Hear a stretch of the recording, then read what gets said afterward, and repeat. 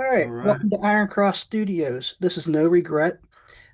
Today, my special guest is my good friend Nick Layton from Reign of Glory and a few other bands that you may have heard over the years. And the whole subject that we talk about here, and of course, ever more subjects too, but is primarily regret and how I feel regret is a powerful tool that holds us back that Lucifer uses that, where remembrance and remorse are tools that push us forward to get us to be the person that God created us to be.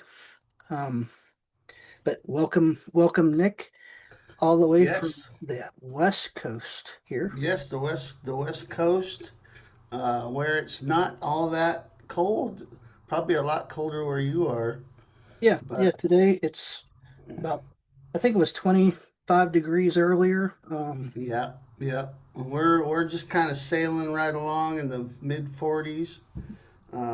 We haven't had any snow yet this winter, and sometimes we get it in February though, so we'll see if it hits. mm, But usually we're pretty mild here, and that's okay with me. Although I like at least one snow dusting per year. yeah, Just because I like the vibe of the winter vibe. But if we don't get it, that's okay too. You know what I mean? We don't get it very often, so when it does hit, it shuts the whole city down. We're just not prepared for it. yes, But anyway, thanks for having me. As honor to be here. yes. Um, yeah, in talking with regret, how has regret in the past held you back from being who you were created to be, and how you've been able to overcome regret and disappointment in just life situation? How's that? Well, I'm glad you started with an easy question. We don't throw any softballs around here, right? No, no, no, no. That's We've known one another for long enough that, yeah. hey, we'll get down to the nitty gritty. Then later on, we'll make things softer. That's okay. That's okay. I'm just messing with you.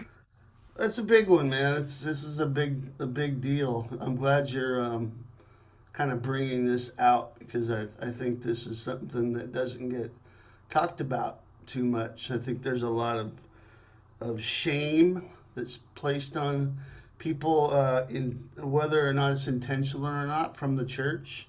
Mhm. And sometimes that shame makes the things that we feel about ourselves because of the things we've done or not done or whatever um, magnifies it, and it just makes us feel worse. And of course, the answer is that we need God, but sometimes it's hard to know that the answer is truly God when we're dealing with so much inner turmoil and self doubt and self loathing and all of that. So I just think, as someone who's kind of an introvert and who thinks and overthinks, uh, I think I'm qualified to say that sometimes there's so many mixed emotions and things that go on even within the church, and maybe especially within the church, that some of it's just not helpful, you know. And at the same time, I think one of the things that's important to do is to not keep it all internalized and to reach out to people. But of course, you want to reach out to the right people and ultimately reach out to God to help with these things. But as far as like regret in my own life, and sort of the emotions and feelings that come with having done something and um, knowing it was wrong and trying to forgive myself from doing things that I knew were wrong and sensing God's forgiveness um, for healing. Sometimes that's a long process, Mhm. and I think it has. I think holding on to regrets in the past has kept me from moving forward, and that keeps you from being the person God wants you to be. Because if you're feeling all that, you're not going to be your best in your work. You're not going to be your best in your relationships. You're not gonna feel the freedom that God wants us to have in letting the Spirit just move us and lead us into the right conversations and the right relationships and those kind of things that He's calling us to. Because there's that the enemy uses that, that that feeling that we're just not worthy because of what we've done, Yeah. keeps us stuck there. Mhm. And I think that's the sad part about it, because God doesn't want us to be stuck. He never intended that. He's ready to move. He's ready when we're ready, and that's the problem, is a lot of times we're not ready. So that's my kind of feeling about it. Yeah. Well, I mean, I've shared with you my short life story that I wrote that was it started out as a letter just to another friend, but you know, I struggled with forgiveness of myself, because hey, I'm raised in church. I'm a pastor's son. My mom's dad was a pastor, so I've got the pastor grandson, pastor son, singing on the radio every Sunday morning growing up. Um, and being told, hey, you got a very important role in this war that we're fighting spiritually. Yeah, And and I messed up because I got mad at God and everything. And you know, being able to sit down on the floor here in my studio and just with a pen and paper, oh hey, Nick's got a red scarf on today. I'll write something about Nick's red scarf and have it written down in a matter of minutes. And by the time I'm done with it, I could tell you how I feel the song, the sound, and everything. And telling God to, take that talent and just shove it, or, you know, be able to pick up a guitar or play the drums, play the keyboard without any problem, and or any instrument that I picked up.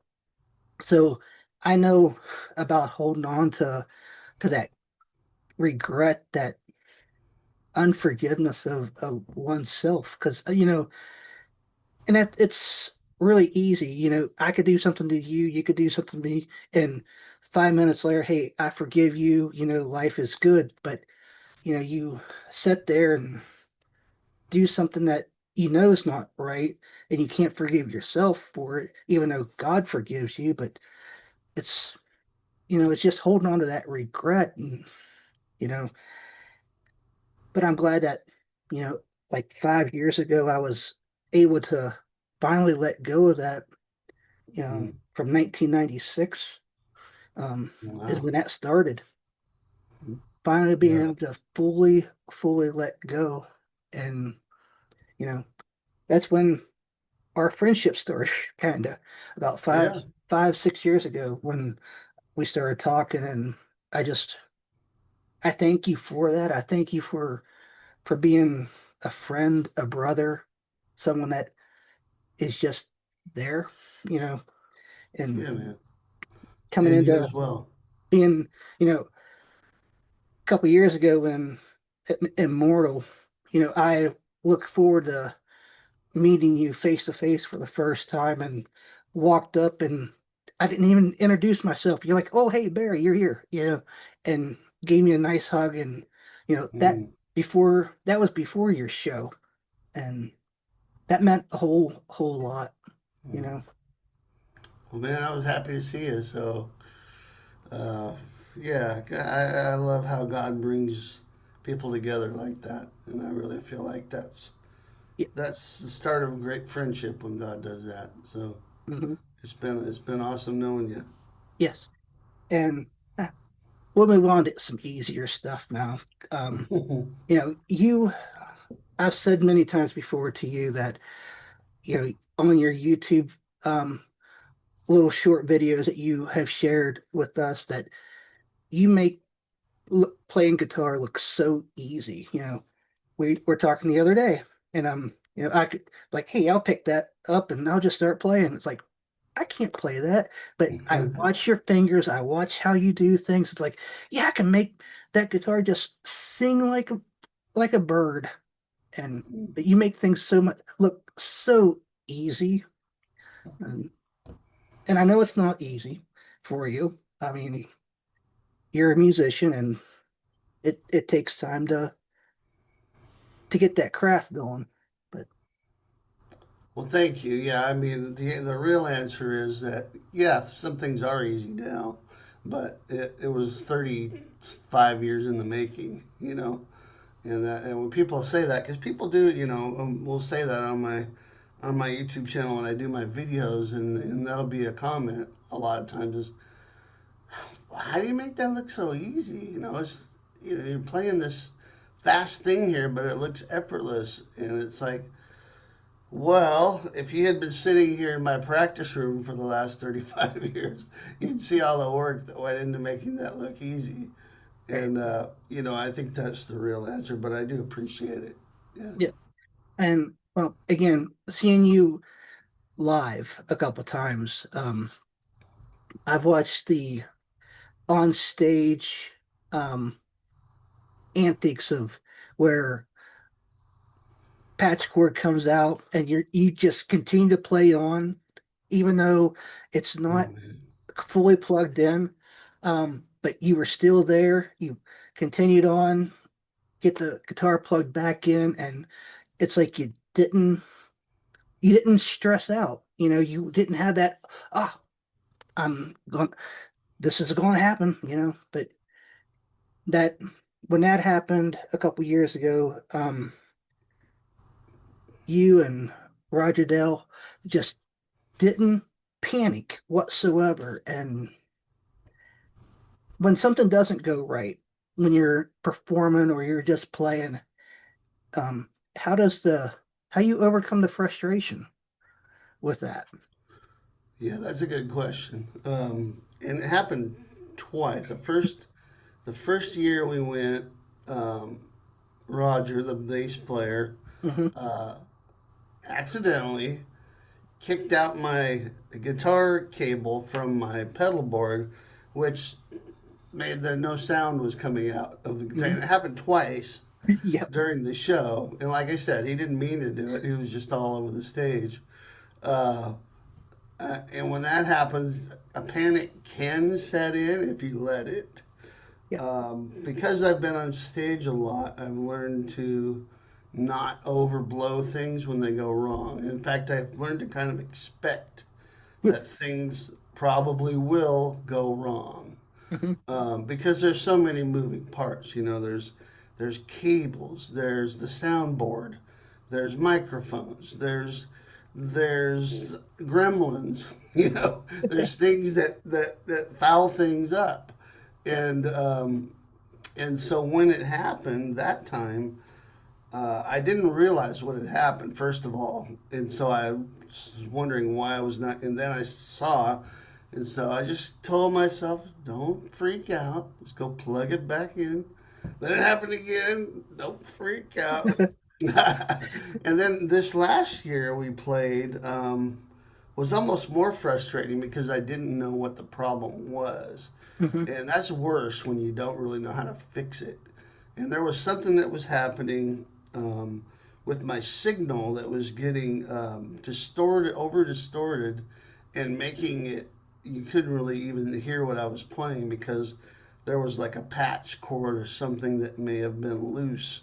Yep. And I'm trying to figure it out, on my pedal board, and even though I may have not have looked like I was freaking out, I promise you, the heart rate was up, sweat was starting to come down, and I was thinking to myself, oh, this is about to be a disaster. We've still got half the set to play, and my guitar is a mess. But I just kept thinking, okay, stay calm. We'll figure something out. And we never really did figure out what the problem was, but somehow or another, we made it through the set, and it was okay. And that was another big lesson to me that no matter what happens, it's going to be okay. You know, it could be better. Next time you'll hopefully make it better. Like we're getting ready to go to Sweden Yes. with Reign of Glory shortly here, and I'm working on my pedal board now, trying to make sure that that doesn't happen again. Checking all the cables and who knows what things I may encounter in Sweden with the power difference and all that. And Hmm. I'll try not to blow my pedal board up, you know. But yeah, that's really the thing is try to be cool under pressure, not overreact. Just take a deep breath and realize it's even if the worst happens, it's still going to be okay. You know, perspective. Yeah.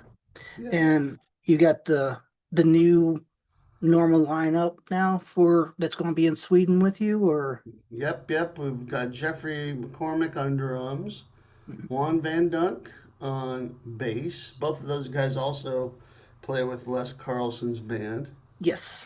And I'm on guitar, and of course we have the mighty Mark Bowles on lead vocals. Hmm. Uh, and he's been with the band for about a year now. I think we started Yep. writing songs for that first album, and so that's really cool. We're looking forward to that show. And by the way, I'm also playing with Les's band uh, for that show in Sweden. Like it's the Light the Dark Festival. I should Okay. mention that. Yes. Yes. The Light and Dark Light Festival. the Dark Festival in Sweden on March 20th to 22nd this year, and a bunch of great bands coming. But I'm pulling double duty. So on Friday night, Les Carlson's band is headlining, and I'm sitting in with them for the whole set because they're one of their guitar players couldn't make it to Sweden. So, and Mm-hmm. then Saturday I'll be doing the Reign of Glory set. So I Yes. got my work cut out for me. And Oh yeah. right now I'm in the midst of learning a bunch of songs and solos and all that stuff. So Uh, yeah. You're taking Paul's place, right? yeah, And Paul. Yeah, taking yeah. Paul's place. He does Yep. a lot of this guitar solos. The other guitar player, Craig Church, is a great player Oh too. So yes. Yes. it'll be good to have him there and helping me out with those things that I'm not playing correctly. He can straighten me out. And he will be honest with you about it. And of Yes, course, Les and Mama Joyce will be able to smack you in the back of the head a couple times too. I hope so. I hope so. Yeah. Yeah, Yeah. I'm Don't sure they worry. will. Yeah. Yes.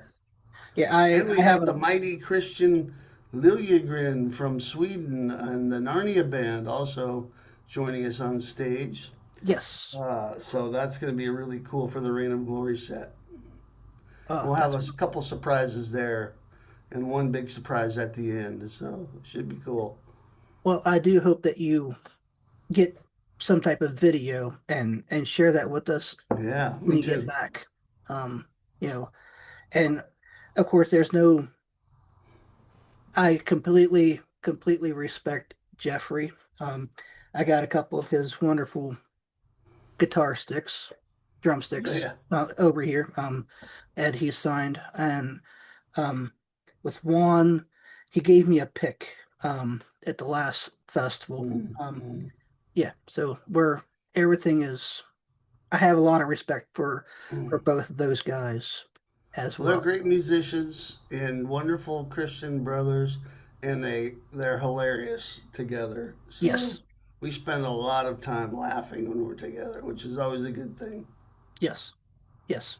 And do you have any new projects coming up as far as new releases that you're gonna Yeah, plan I'm on? doing. Well, hopefully we'll be doing a new Reign of Glory album this year. So that's Mhm. one thing to look forward to, maybe later in the year. Okay, And I think that is going to be coming out in the fall.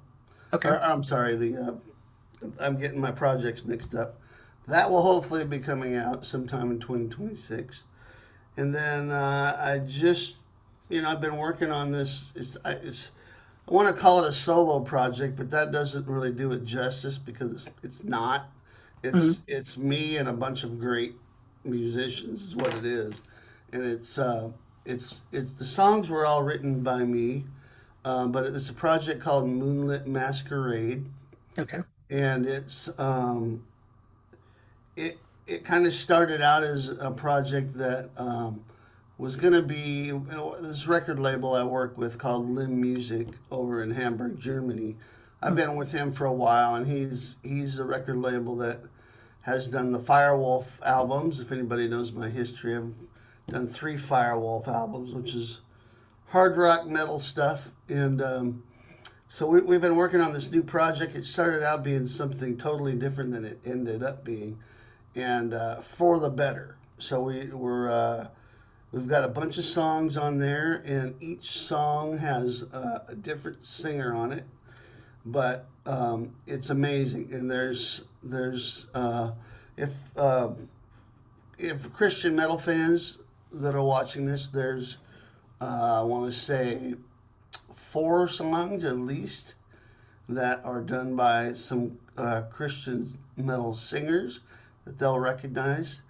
And the whole thing, I'm very proud of it. We've just had it mixed, and so I've heard all the songs except for one that we're still finishing up.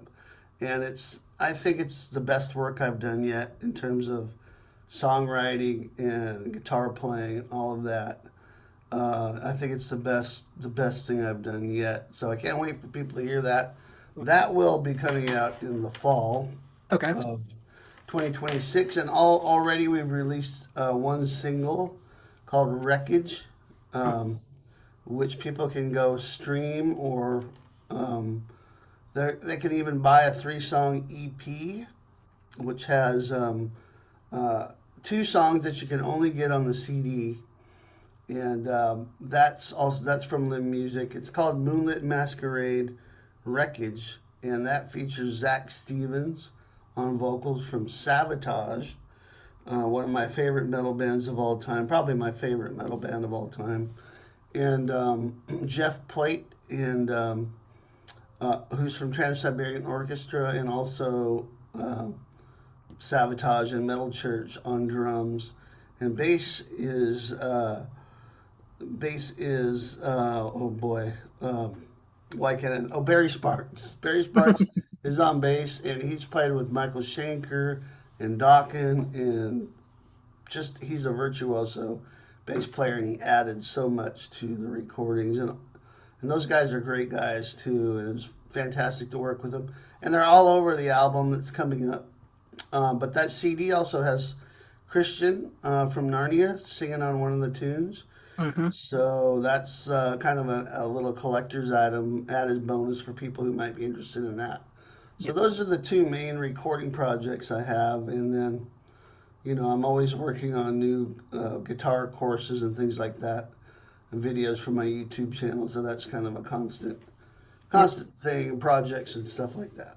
Yeah, Yeah. I'm looking forward for that collaboration. We'll call it a collaboration. We won't call it a solo project. It's a collaboration yeah, of yeah. great artists. How's that? That works. Yeah, that Yeah. works. Yeah. Well, I'm definitely looking forward to that one coming out, and I'm going to get it. You know, Thank you. that's beyond the question of, hey, are we going to get it or not? Of course you're going to get it because I support you and all of your efforts and everything. Thank you. Um, Appreciate that. and again, I have a whole lot of respect for you and you know allowing me to be a part of this incredible circle of family that we have. Um, you know, Pastor Bob, has this thing, we are metal, we are family. And Sanctuary, it's, and it goes beyond, just Sanctuary because not everybody is involved with Sanctuary and Hmm. everything. But the metal community that we have um, in the Christian music world is a true family. You know, we might Hmm. not all like the same style of metal music, but we can all come together because it's music and everything. Right. Yep. And It's very true. It's definitely a really cool. community that really I've only been a part of for the last maybe, I don't know, I want to say 10 years, but it's probably been less than that. Um, with some of the podcasters that I had met, Scott Hare and some of those guys, that were on there doing their podcast. And then, of course, at Immortal Fest, actually meeting not only those people who are kind of working with Pastor Bob, but all the metalheads, the Christian metalheads, and people like that. It really is a feeling of family and brotherhood, and you just have this sense of love there Hmm. when you go and you're around that. And I honestly, I wish I lived closer to Nashville so I could go hang out with those guys when they do those church services. You Yeah, know, it that is would a be cool. it's definitely a great atmosphere there during for the gatherings.